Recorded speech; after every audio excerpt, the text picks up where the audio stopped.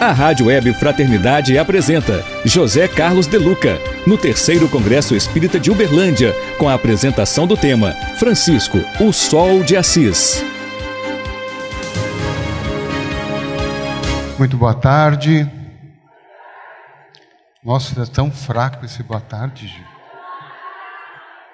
Vamos melhorar um pouquinho? Boa tarde.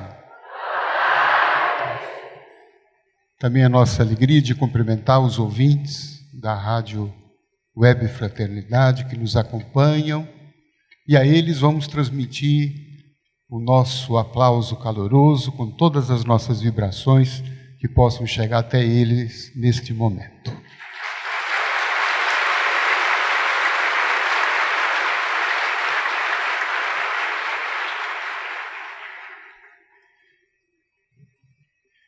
Falar sobre Francisco de Assis, para mim talvez seja a palestra mais difícil nesses quase 20 anos de oratória.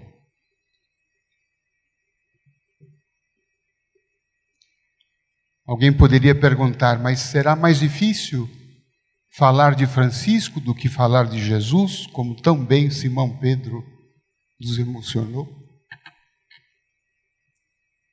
Eu considero mais difícil. Porque quando nós falamos sobre Jesus, sobre o perdão, sobre o amor, geralmente nós temos uma desculpa. Me perdoe a franqueza. Ah, mas Jesus era Jesus. Ele era o guia, o modelo. O espírito mais perfeito, o perfectum, concluído, acabado, pronto. Eu ainda estou muito distante.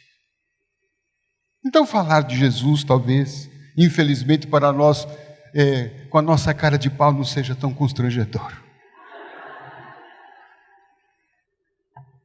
Mas falar de Francisco, que foi considerado o outro Cristo,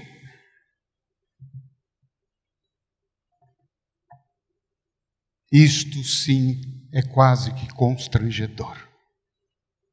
Porque aí não temos desculpa. Porque Francisco mostrou que o Evangelho não é utopia.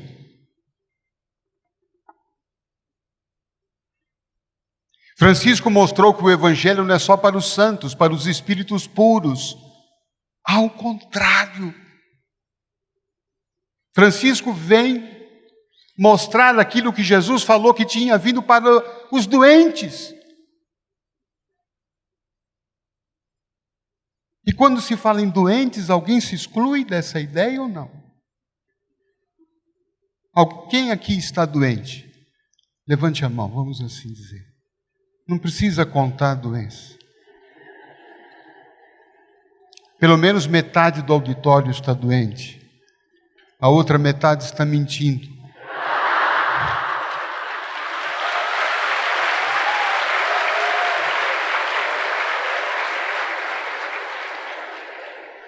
Porque se partirmos da definição da Organização Mundial da Saúde, que saúde é um completo estado de bem-estar físico, mental, espiritual e emocional, nós poderíamos imaginar quem é que ostenta essas 4 condições simultaneamente.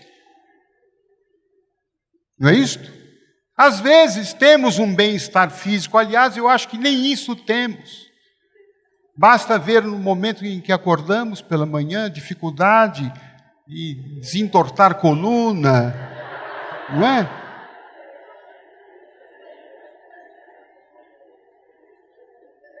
Mas vamos supor que essa metade que não levantou a mão, não é isto?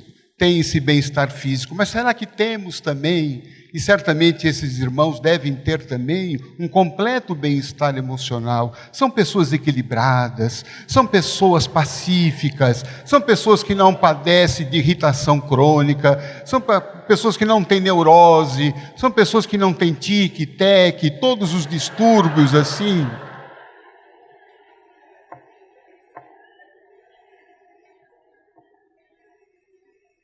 Talvez não seja caridoso, mas eu vou reformular a pergunta. Quem aqui está doente, por favor, levante a mão. Glória a Deus. Glória a Deus.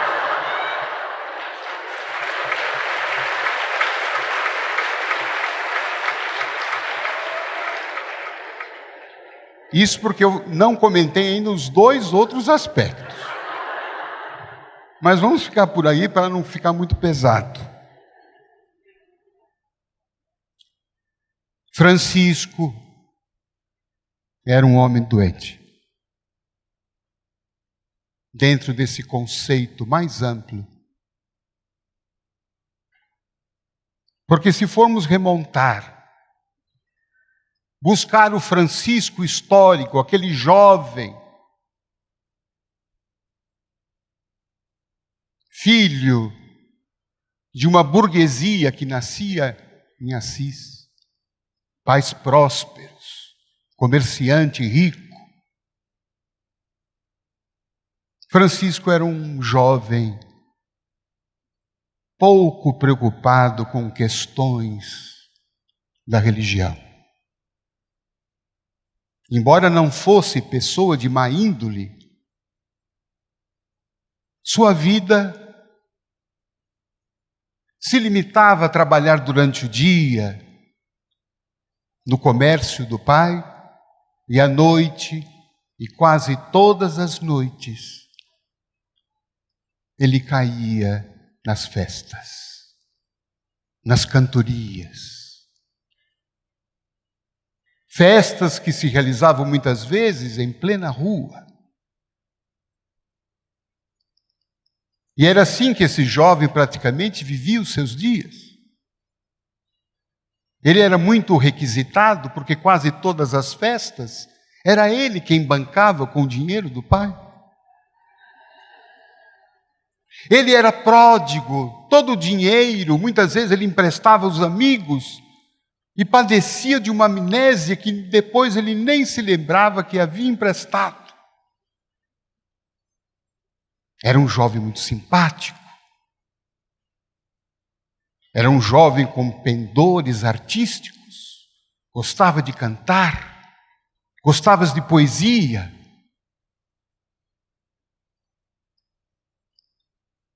E dizem muitos dos seus biógrafos, inclusive biógrafos franciscanos, o que nos permite sentir uma fidelidade ao fato de que muitas vezes, às altas horas da madrugada, Francisco voltava para casa embriagado. Não sabia sequer o rumo de casa.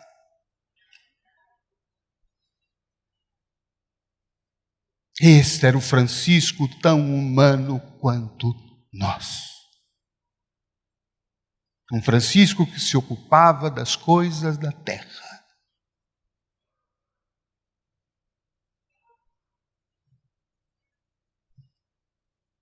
Mas que, desalinhado dos propósitos divinos para os quais cada um reencarnou, começou a sentir um vazio.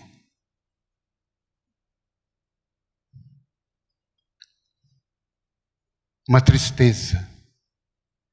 Aquela vida de festa já não lhe interessava tanto. E ele então imaginou que agora o seu objetivo seria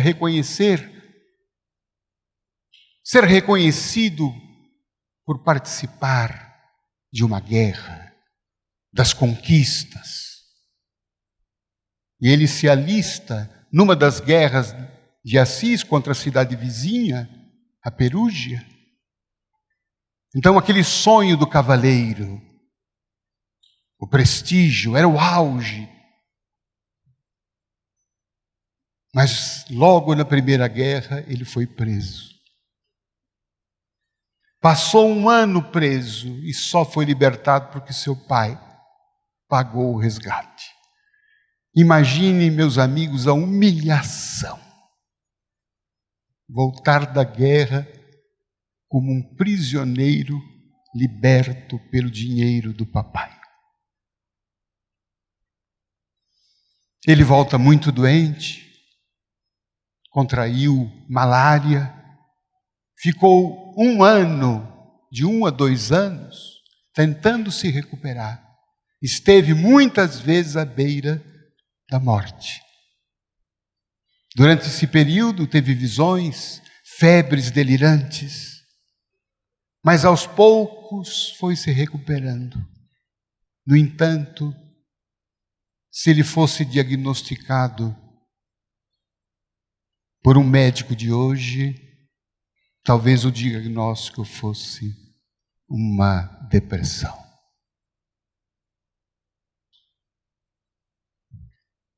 O que fazer? O que é a vida? Qual o sentido da vida? Para que eu estou vivo? Já que nada mais disso me preenche. Não vejo graça nas coisas, não vejo graça nas festas, não vejo mais graça na bebida, naquela vida fácil, naquela vida fútil que eu levava. Então, qual é o sentido da minha vida? O seu pai querendo salvá-lo, tirá-lo desta situação, alista Francisco a participar de uma nova guerra, a Guerra das Cruzadas. E numa das vezes em que Francisco foi escolher as suas vestimentas de guerra, ele tem um sonho, uma visão, certamente uma interferência mediúnica, onde ele escuta a voz, provavelmente de Jesus. Francisco, o que deves fazer? Seguir o servo ou o Senhor? E Francisco responde, é claro, devemos seguir o Senhor. Então, por que estás agora a querer servir? Não ao Senhor. Volte para casa e você saberá o que fazer. A melancolia, aquela profunda crise espiritual vai remexendo e vai despertando aos poucos aquele Francisco que nós conheceremos através dos tempos. Assim se passa conosco. Nós também enfrentamos crises espirituais. Talvez tenhamos vindo a esse congresso para ver se nos livramos da crise. E você deve estar dizendo, o congresso está acabando e até agora nada.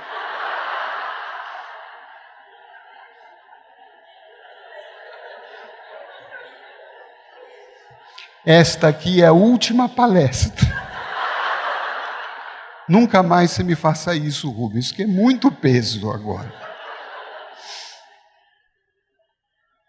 Mas nós vamos poder encontrar um caminho para sair dessa crise.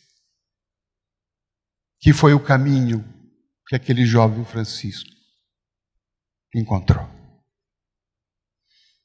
Ele perambulando pelos arredores da cidade de Assis, andava para ver se encontrava um caminho, encontrava uma solução.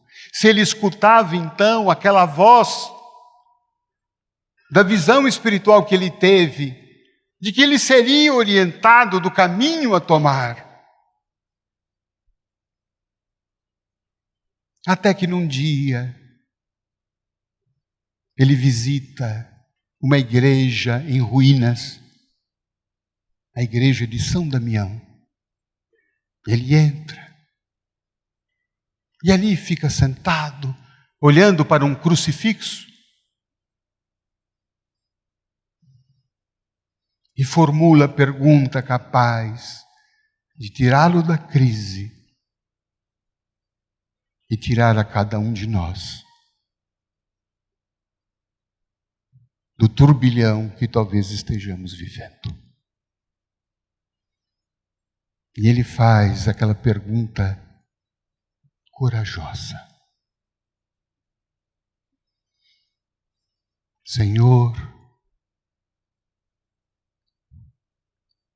que queres que eu faça?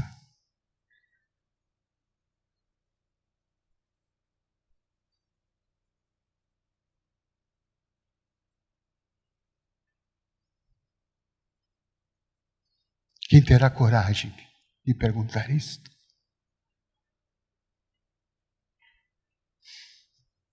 Porque na oração do Pai Nosso nós temos um momento semelhante. Não é isso? Senhor, a gente adultera um pouquinho. Que seja feita a tua, minha vontade.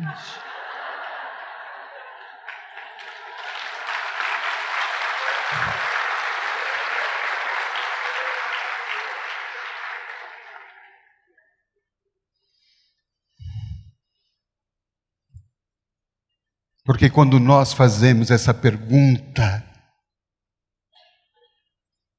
eu espero que você saia daqui hoje com esse encontro que nós estamos tendo com Cristo. Nós não viemos no céu à toa.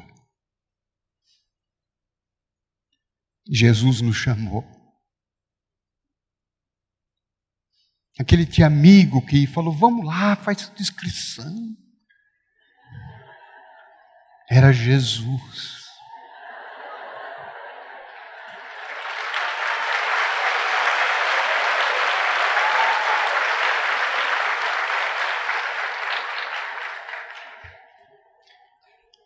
Quando o Rubens e Divina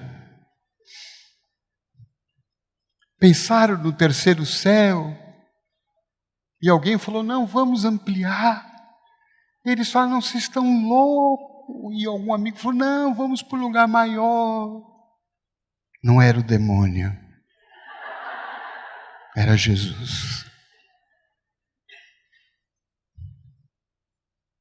E naquela tarde, depois da pergunta corajosa, é a pergunta que a gente só vai fazer quando a gente não encontrar mais caminhos na vida. Quando a gente chegar naquela situação que o Espírito Meimei, através de Chico Xavier, escreveu: Deus tem estradas onde o mundo não tem mais caminhos. Então, quando a gente não encontrar mais caminhos no mundo, quando a gente já tentou de tudo, é que a gente se ajoelha, é que a gente chora, e que a gente tem a coragem de perguntar: Senhor, o que queres de mim?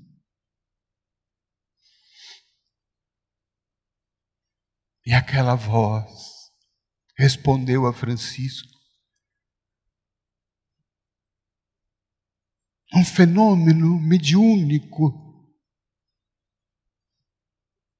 Francisco ouviu a voz.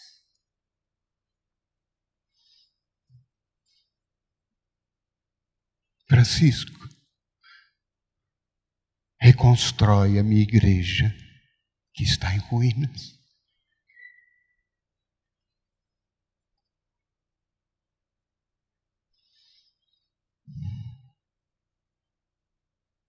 Essa voz está reverberando, está fazendo eco até hoje. Porque parece que esta igreja ainda está em ruínas. No primeiro momento, o jovem Francisco interpreta literalmente o que a voz lhe disse. Ele olhou para a igreja. Nossa, isso aqui de fato está em ruínas. E aí então ele descobriu para si o primeiro propósito de vida: serei um construtor de igrejas. E isso já teve um efeito imediato para ele, porque aquele homem perdido, vazio, triste, melancólico, sai da igreja feliz, exultante. Tanto é assim que a primeira coisa que ele faz ingenuamente, vai na loja do pai,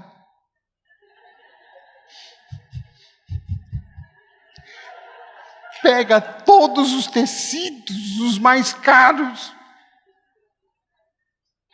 e vai vender.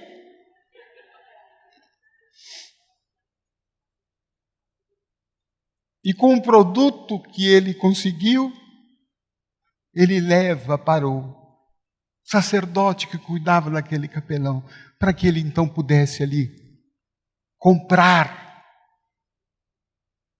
pedras, para ter óleo nas lamparinas, para que a igreja pudesse ser reconstruída. Isto deu uma confusão tremenda, porque é engraçado, veja que coisa interessante, como nós humanos somos contraditórios. O pai de Francisco nunca o repreendeu pelo dinheiro que ele gastava nas farras, mas ficou irado com o dinheiro que ele perdeu para a construção de uma igreja. E desse episódio é que surge aquele evento muito forte na vida de Francisco, em que o pai o leva à presença do bispo local, porque naquela época a igreja tinha poder jurisdicional para resolver alguns conflitos, como os conflitos de família, e o pai então leva Francisco à presença do bispo, para que o bispo então decidisse. E foi exatamente naquele momento, daquela cena antológica, em que Francisco então, pai, ele tira toda a sua roupa e fica nu na presença da comunidade, na presença do bispo, do pai, e devolve toda a roupa ao seu pai. E ele então, agora pessoalmente, vai pedir esmolas, para que com as esmolas ele pudesse comprar pedras, para que ele então construísse a sua igreja. E assim ele vai iniciando o seu projeto. Mas a certa altura ele percebe que talvez aquela mensagem de reconstruir igrejas fosse mais ampla do que ele entendeu.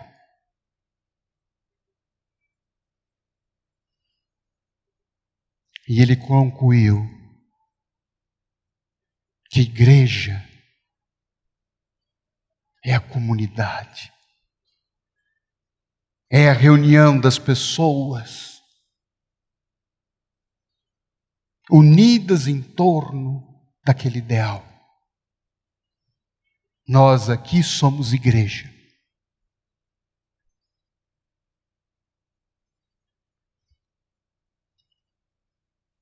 Somos templos vivos de Deus. E aos poucos, então, ele foi entendendo que restaurar a igreja era restaurar essas relações da comunidade cristã. Restaurar aquele relacionamento que Deus quer ter com cada um de nós. Um relacionamento que Jesus tão bem soube expressar quando ele disse no Evangelho de João que ele não nos chamava de empregados, mas que para nós, que para ele, nós somos amigos. no Antigo Testamento, nós também vamos encontrar essa expressão de que Deus quer mostrar a sua face amiga aos homens. E como isso se perdeu ao longo dos tempos. Para nós, Deus se tornou um ser que nos vigia, que nos pune, que nos castiga, que impõe pragas, doenças. Um Deus bravo, um Deus Senhor dos exércitos. E nós passamos a temer Deus. Jesus veio mexer nesse ponto ao nos mostrar Deus como Pai. Ao pronunciar a oração do Pai Nosso em aramaico, Jesus utiliza para se referir a Deus a palavra Abba, que segundo algumas traduções, ela tem o sentido de não apenas de pai, mas de pai querido, de paizinho. Esse é o Deus que Jesus vem restabelecer.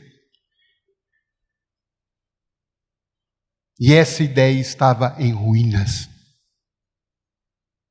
E a igreja, então, da época de Francisco, dividiu a igreja entre ricos e pobres, entre poderosos e vassalos. Uma igreja que promoveu uma exclusão, uma divisão. Era isso que estava em ruínas. E era essa igreja que Francisco deveria restaurar. Sobretudo nas relações humanas. E a partir disso, então, que Francisco não se dedica tanto mais à construção, à reconstrução de igrejas de pedra, mas se dedica a restaurar corações distantes de Deus, a restaurar esperanças perdidas, ao restaurar sonhos desfeitos, a restaurar corações que viviam atormentados pela culpa, com a ideia de que estavam sendo punidas pelo Criador.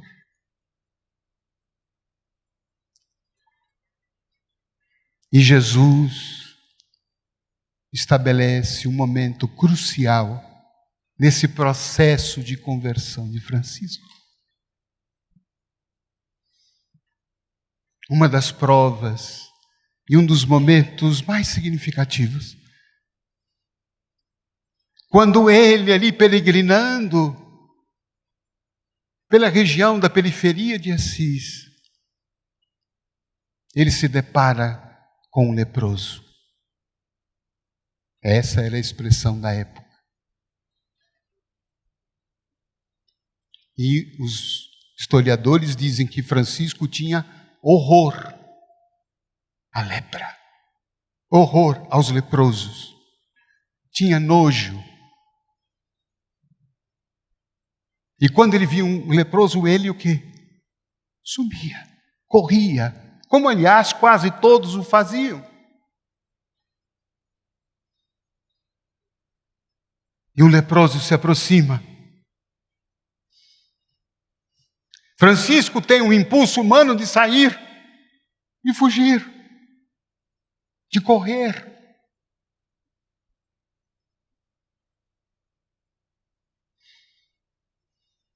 Mas aquela voz do crucifixo ressoava em sua mente. Francisco, restaura a minha igreja. E Francisco olhou para o leproso, que estava com as mãos estendidas, pedindo uma esmola. Me dê uma esmola, pelo amor de Deus. E Francisco, aqueles 2 pezinhos, já querendo fugir, mas a sua alma ficando. Vou, não vou, fico, não fico, restauro, não restauro. E o leproso insistindo. Uma esmola. Ele colocou a mão na túnica. Tinha uma moedinha. Ele foi lá e jogou.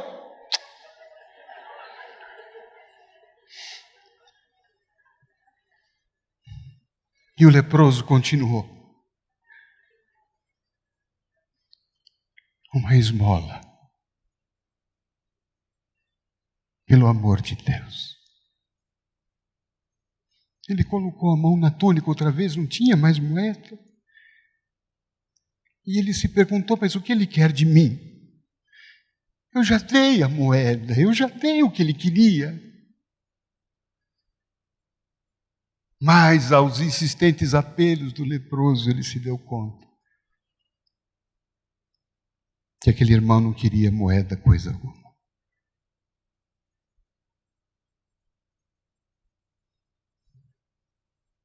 Ele queria Francisco.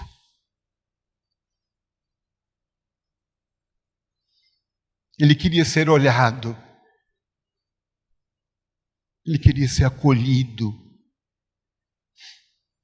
Ele não queria que olhasse para ele e o taxasse como um leproso nojento.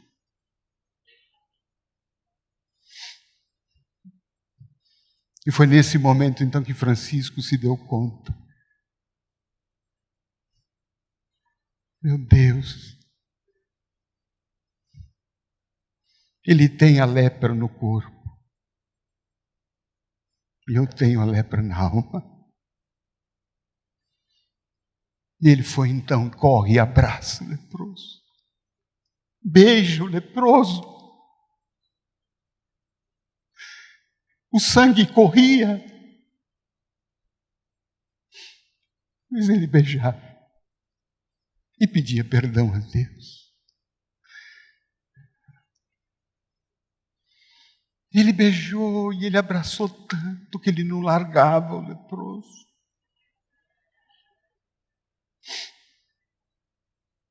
De olhos fechados ele orava a Deus.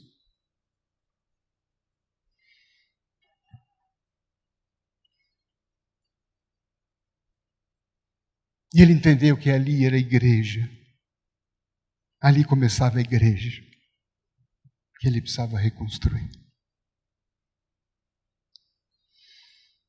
Quando ele abre os olhos, ele olha. Não era mais o leproso. Era Jesus. Que olha para ele e diz: Francesco, hoje tu me amaste.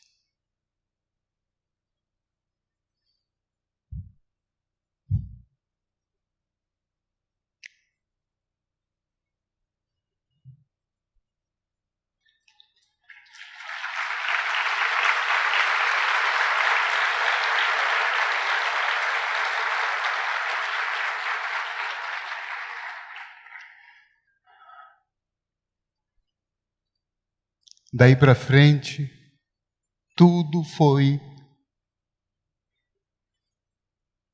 uma constante reprodução da comunidade cristã.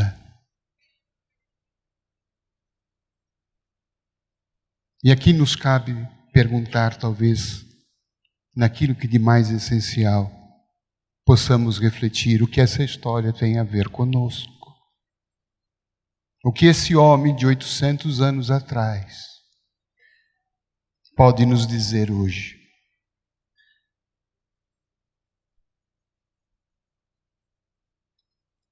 Que igreja que nós estamos precisando construir. E eu parto aqui numa tentativa de reflexão sobre o assunto, que a primeira igreja que nós precisamos reconstruir é a igreja interior nossa. Porque talvez o mendigo, o miserável, o leproso, mais abandonado, é aquele que está morando dentro de nós mesmos.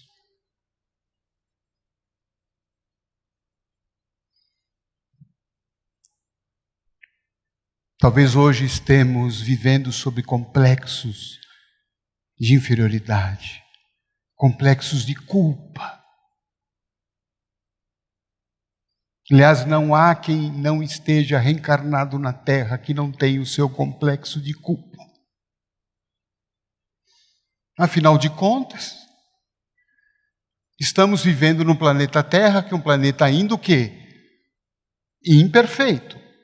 Um planeta em que ainda o mal predomina sobre o bem. Isso fala muito de nós, não?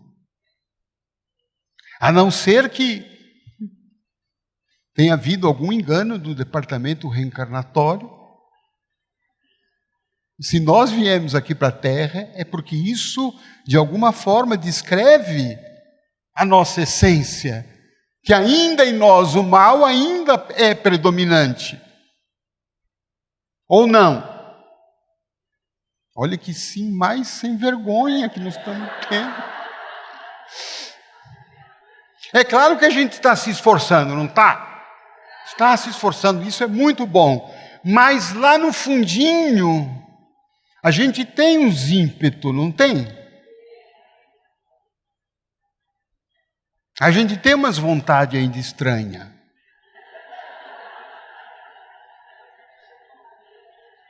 A gente ora ainda aquela oração do chefe. Vocês conhecem a oração do chefe? Senhor, me dê paciência para aguentar o meu chefe. Não me dê força não, Senhor, porque se o Senhor me der força, eu vou lá e arrebento a cara dele. A gente tem ainda vontade.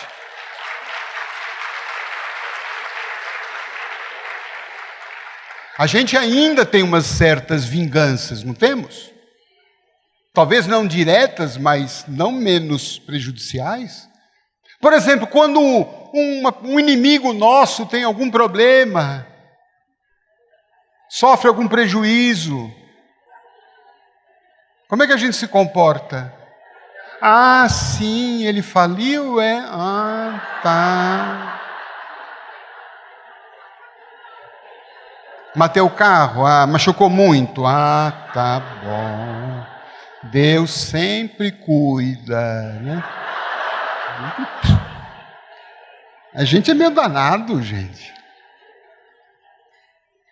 Então, evidentemente que todos nós carregamos, quer das nossas experiências anteriores, quer nessa própria existência, quantas vezes nós caímos, vacilamos, quantas vezes nós tivemos uma vida vazia.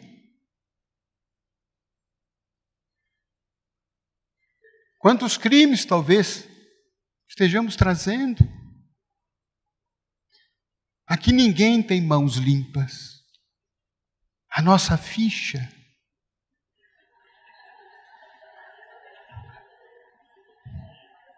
não é tão limpa assim.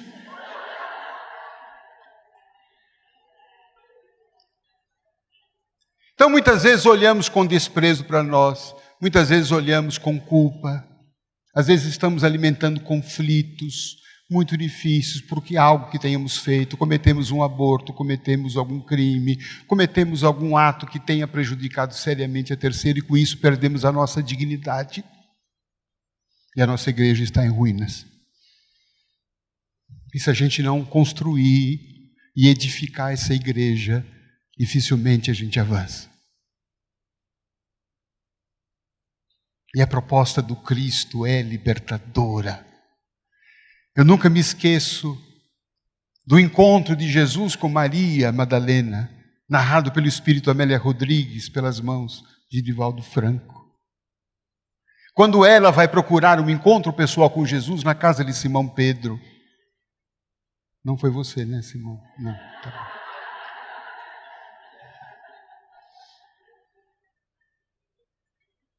Mas para falar de Jesus como Simão fala, só pode ter sido amigo de Jesus.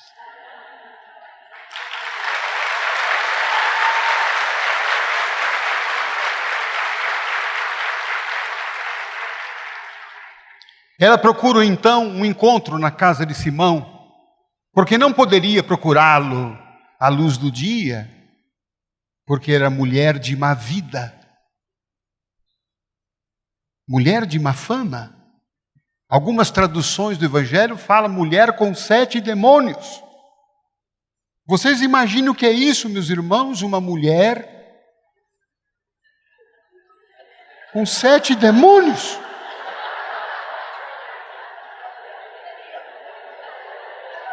Porque uma mulher, por si só, é um anjo de Deus.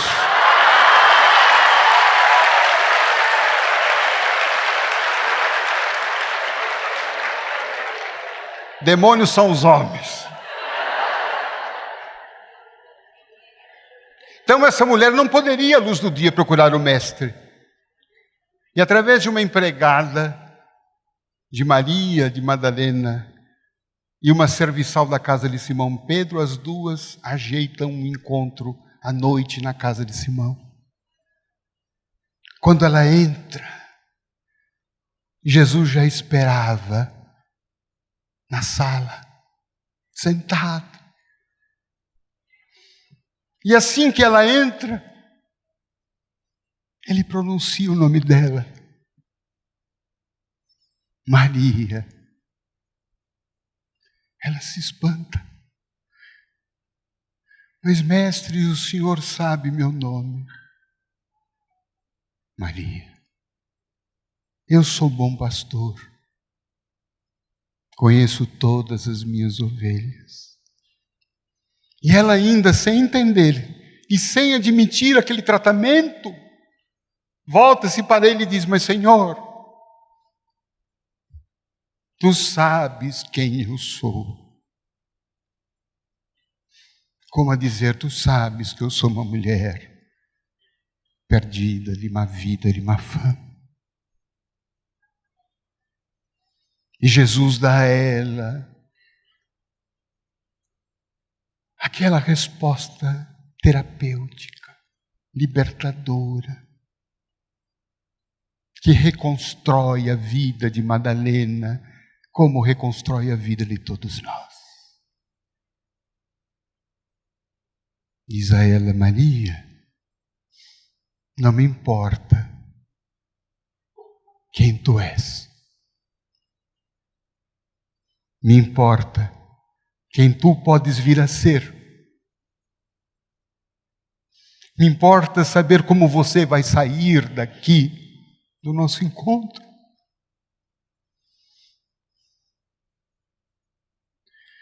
Faz sentido para nós isso? Como nós vamos sair desse encontro? Não importa as pedras que cada um esteja carregando, os conflitos, os complexos. Jesus não está olhando para isto. Jesus tem olhos no ser imortal que está sendo construído ao longo dos tempos. Perfeito é a palavra do latim que significa pronto, acabado. E nós não somos, segundo a doutrina espírita, seres prontos. Estamos nos construindo. Mas com o dever de nos tornarmos pessoas melhores. Perfeitas? Por ora talvez ainda não. Mas melhores. Sim.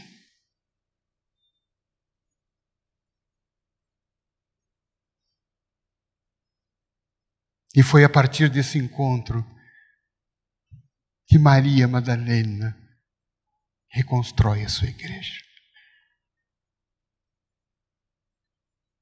Abriu mão, deixou aquela vida que lhe infelicitava. Não ouviu de Jesus censura, condenação,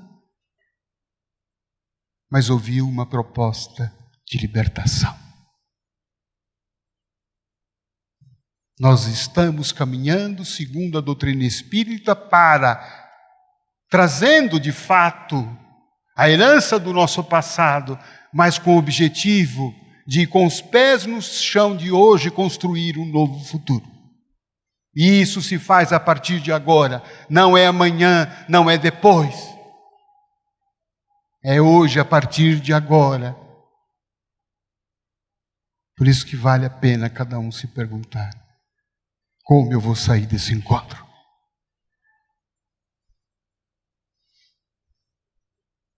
Vou sair com essas palavras de Jesus? Importa agora, daqui para frente. Vou reconstruir a minha vida, a minha igreja, com a minha família. Talvez lá no nosso lar exista, abre aspas, um leproso, com os braços estendidos, pedindo uma esmola. E a gente querendo fugir dele. E a gente olhando para ele dizendo: meu Deus, onde que eu arrumei esta encrenca? De onde vem essa alma? Olha ela para a família, você olha e fala: meu Deus, de onde que esse povo reencarnou? De onde que eles vieram?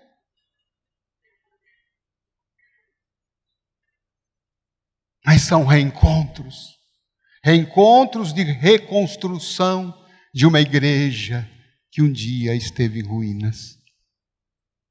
Eu passei por essa experiência com meu pai.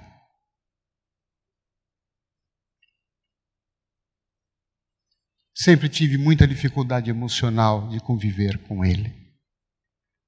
Não era o pai que eu queria.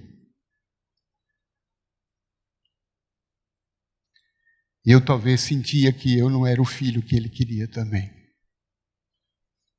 A gente nunca combinava. O que eu gostava, ele não gostava. O que ele queria, eu não queria. E criou-se uma distância muito grande entre nós. Mantínhamos uma relação assim, aparente. Nunca procurei entrar em atritos com ele, mas sentia.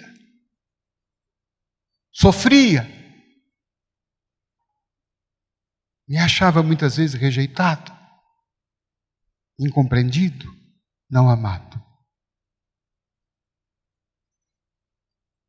Isso levou 55 anos. Até que o pai adoeceu gravemente. E exatamente quando eu escrevia esse mais recente livro, Jardim da Minha Vida, em que falava exatamente da reconstrução do jardim sob essa perspectiva de Francisco, onde ele fala para que a gente possa transformar em jardins os nossos campos de batalha.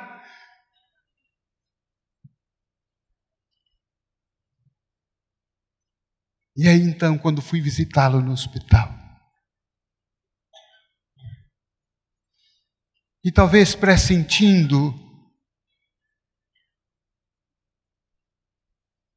que meu pai não ficasse muito tempo por aqui, eu falei: eu preciso restaurar esse jardim. Eu preciso restaurar minha igreja com ele. Mas como? Aí uma intuição espiritual me disse: olhe para as fragilidades dele. Olhe para as feridas dele. Olhe para a infância dele.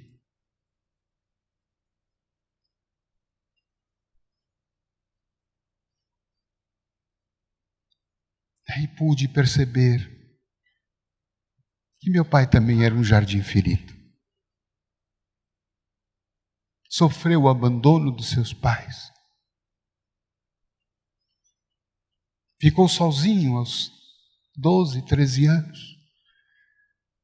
Teve que se virar sem pai, sem mãe. Embora pais e mães vivos. Era jogado da casa de um, da casa do outro.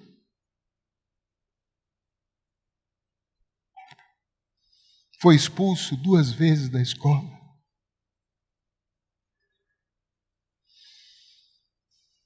Ele não tinha o que eu queria.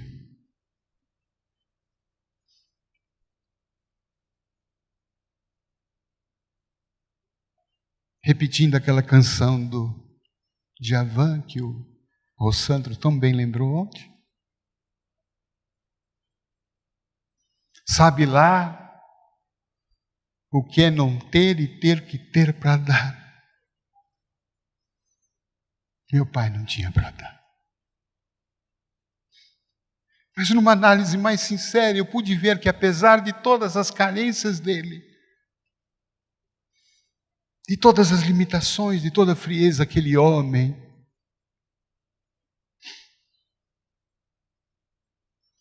não perdeu um dia de trabalho na rua, como vendedor ambulante, como mascate.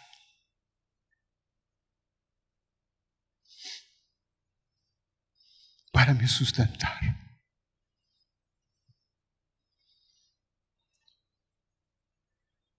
Foi com isso que ele me proporcionou estudo. Foi com isso que até quase os meus 30 anos ele me sustentou. Para que eu estudasse e pudesse entrar numa carreira pública.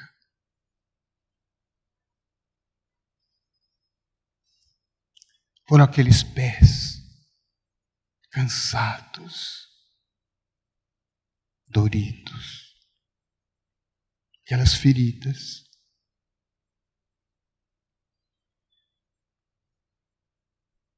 Que inclusive me permitiram a encarnação.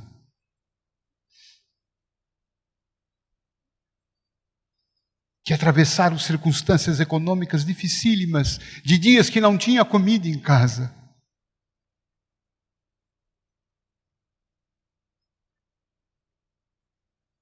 Então eu pude, naquele momento,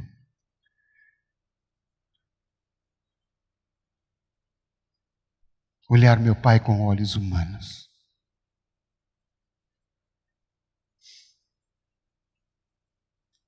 E entender que meu pai foi perfeito dentro das imperfeições que ele tinha. Que ele fez o que ele pôde, e talvez até mais do que ele pôde. E se não fez mais é porque talvez eu não precisasse.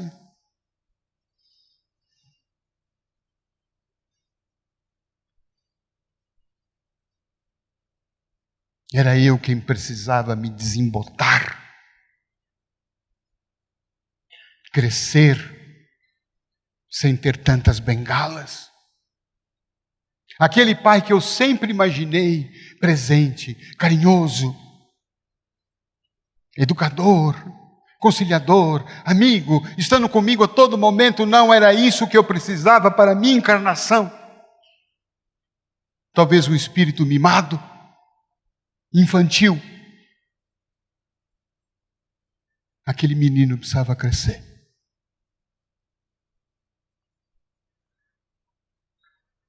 Beijei muito meu pai. Nunca tinha feito isso. Passei muito a mão nos cabelos dele. Eu nunca tinha feito isso. Até porque ele nunca havia deixado. Eu ia cumprimentá-lo, ele não dobrava a mão. Mas a doença abriu as guardas dele. Abriu as minhas.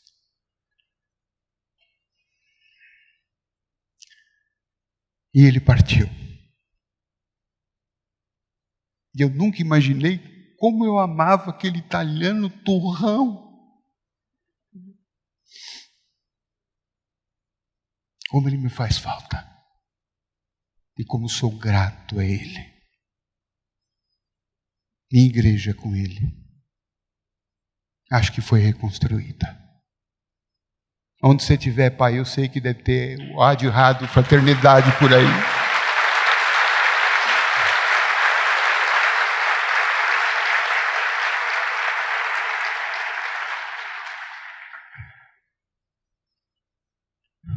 Tamo junto.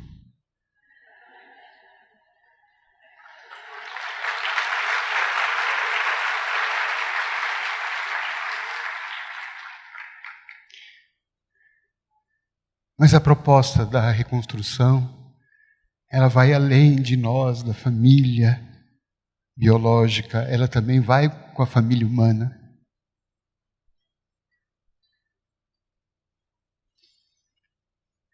E isto foi uma lição que Jesus quis mostrar para nós.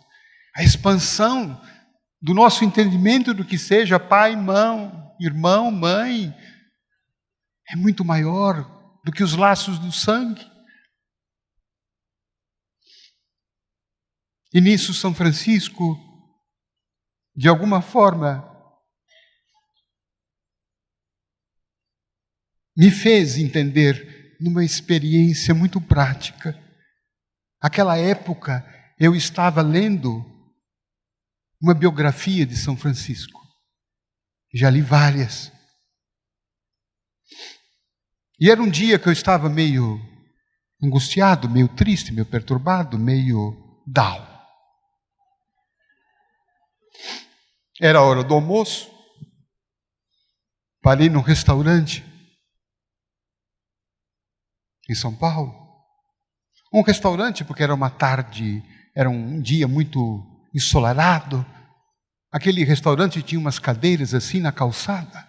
Aquilo me pareceu ser alguma coisa assim, que pudesse talvez me retirar daquele estado de prostração. Eu estava com a biografia de Francisco no carro. E eu a levei para a mesa. Falei, enquanto aguardo a comida chegar, vou lendo. Sentei e pedi meu prato, simples, arroz, feijão. E eu com a biografia de Francisco, com ele na capa. E nisso se aproxima um menino de rua. Chega para mim, tio, o senhor tem uma esmola? Eu falei, esmola? Eu sei procurar moedinha. Aí eu olhei para a cara dele, ele olhava muito para a mesa. Eu falei, você está com fome? Pô, tio, há 2 dias que eu não como. Falei, você gostaria de sentar comigo aqui para comer? Mal acabei de falar e sentou.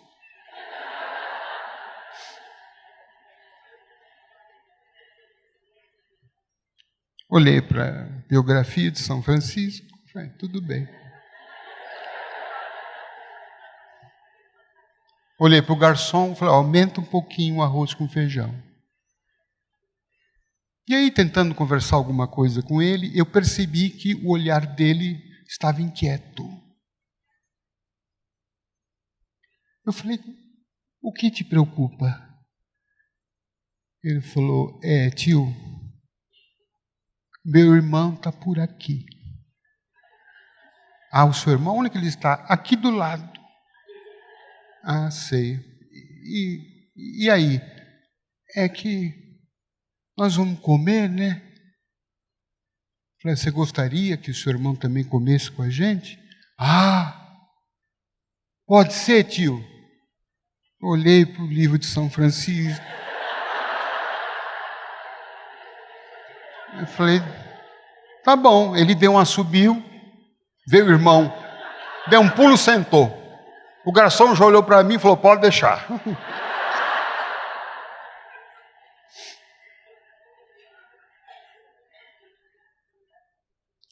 E aí, olhando para o irmão, o mais novo que chegou, que também não parava de olhar para a rua. Eu falei, vamos acabar com isso logo. Eu falei, quantos mais tem aí? Tinha mãe, com bebê no colo e grávida. Falei, pode chamar que São Francisco vai pagar a conta hoje.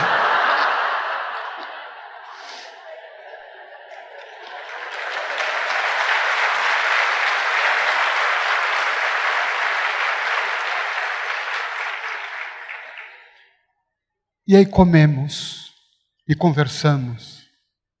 Como está a sua vida? O que você faz? Aonde mora?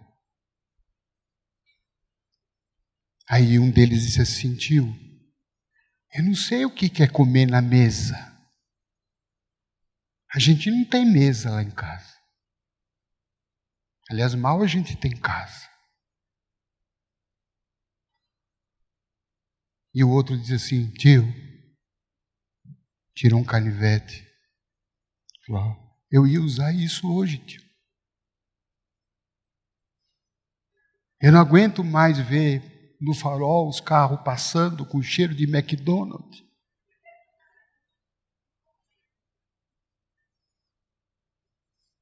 E o meu estômago quase me matando. Eu ia furar um hoje, tio. Se não fosse o senhor, eu digo, eu não, São Francisco. Comemos, eu vi que eles estavam preocupados, nos abraçamos, o garçom chorando. E quando eles foram embora, eu percebi que a minha tristeza tinha ido com eles.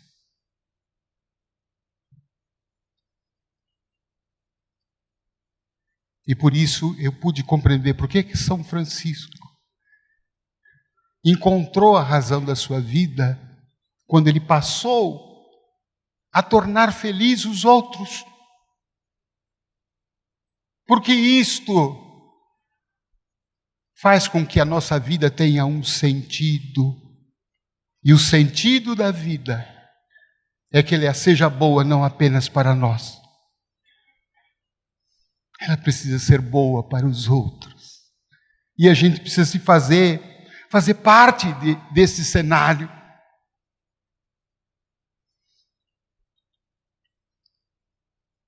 Eu posso dizer que os momentos mais felizes da minha vida hoje não foram os momentos em que eu entrei na carreira, que eu fui aprovado no concurso público, que eu recebi isso, aquilo. Claro que foram momentos bons, mas não foram momentos felizes.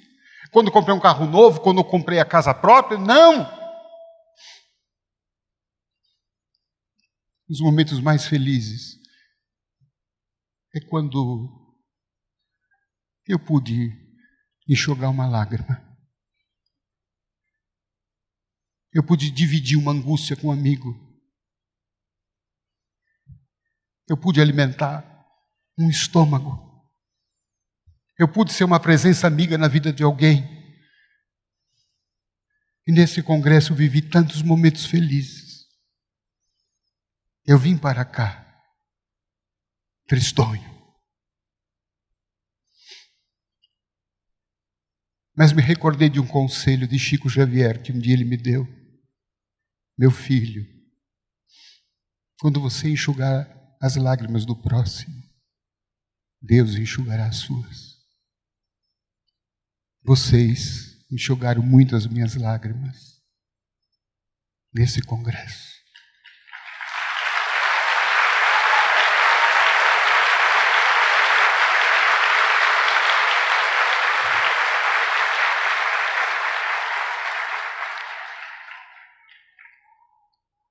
Uma pergunta que o professor Mário Sérgio Cortella formula: se eu não existisse, que falta eu faria no mundo?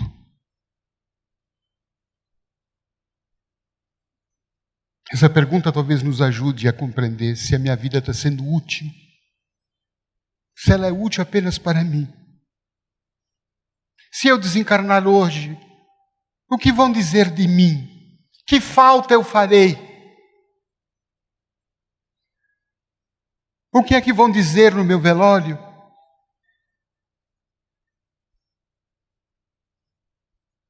Eu não quero que diga, foi um bom professor, um bom espírita, foi um bom orador, um bom escritor. Não.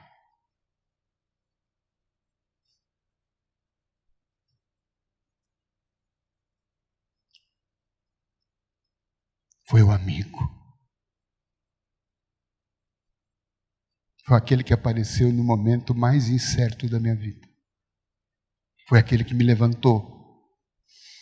Foi aquele que nunca me julgou, apesar de eu merecer.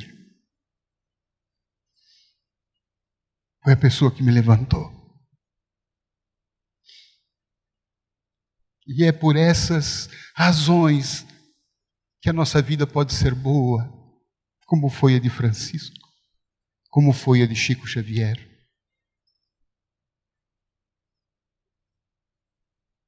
Por isso, meus amigos,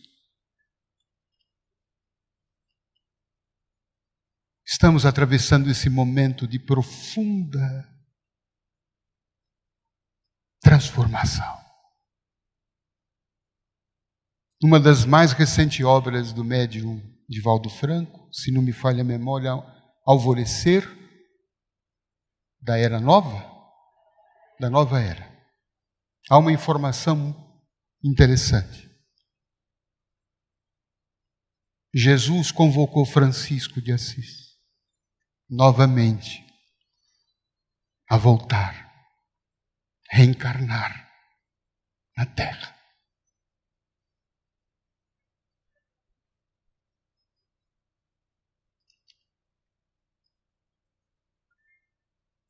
E no livro se afirma que para preparar o retorno do pobrezinho de Assis, a comunidade franciscana já estava na Terra. Por que será que Rubens, você escolheu esse tema? Que em tese não teria uma relação direta com o evento. Eu estou seriamente desconfiado que talvez sem o merecer, nós fazemos parte dessa comunidade que está preparando a volta do cantor de Deus, para que a era nova, enfim, se estabeleça na terra, através dos nossos corações renovados. Francisco está mais próximo do que nós imaginamos. Certa feita, Chico Xavier, quando foi visitar um leprosário,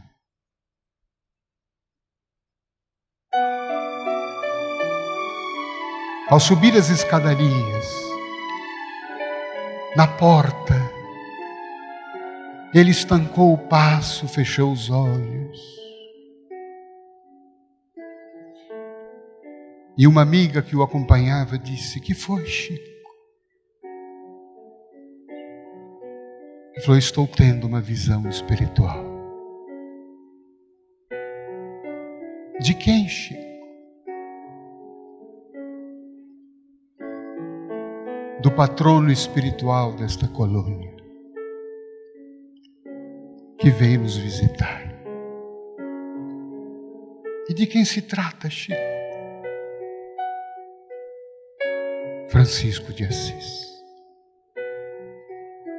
Ele quer abraçar os leprosos.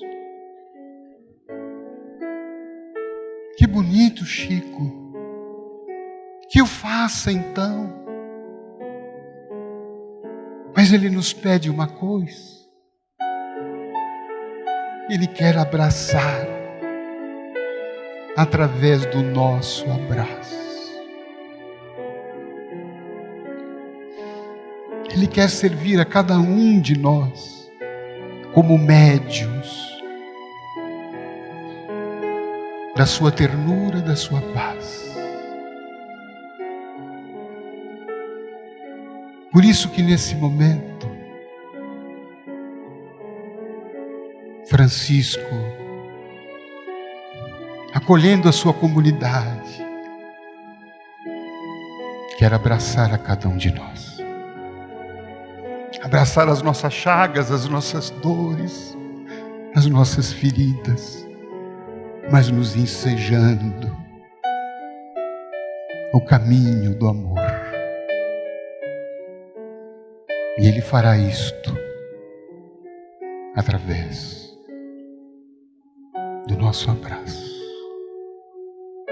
que agora daremos uns aos outros, com aquela expressão que Francisco saudava os seus irmãos: paz e bem. Vamos nos levantar para receber Francisco. E se você tem algum leproso aqui, abrace-o.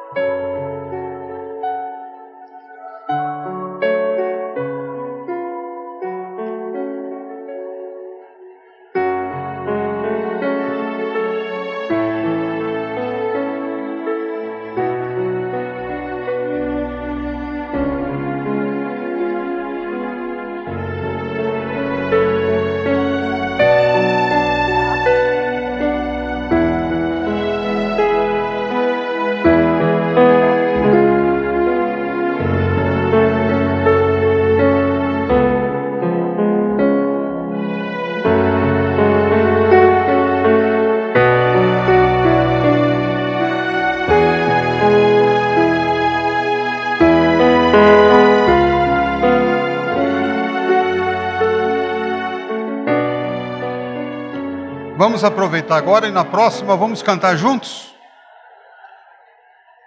De mãos dadas aqui. Vamos ouvir o coral do céu. Vamos? Mais alto.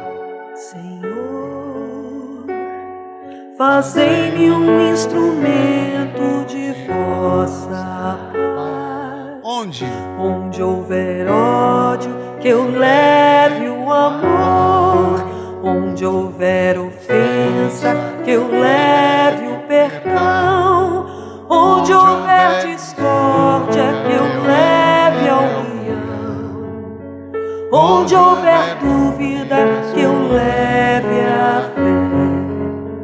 Onde houver erro, que eu leve a verdade. Onde houver desespero, que eu leve a esperança. Onde houver tristeza, que eu leve a alegria. Onde houver trevas, que eu leve a luz. Bem forte. Ó Mestre, fazei que eu procure mais consolar que ser consolado, compreender que ser compreendido, amar que ser amado, pois é dando que se recebe, é perdoando que se é perdoado, que é morrendo que se vive.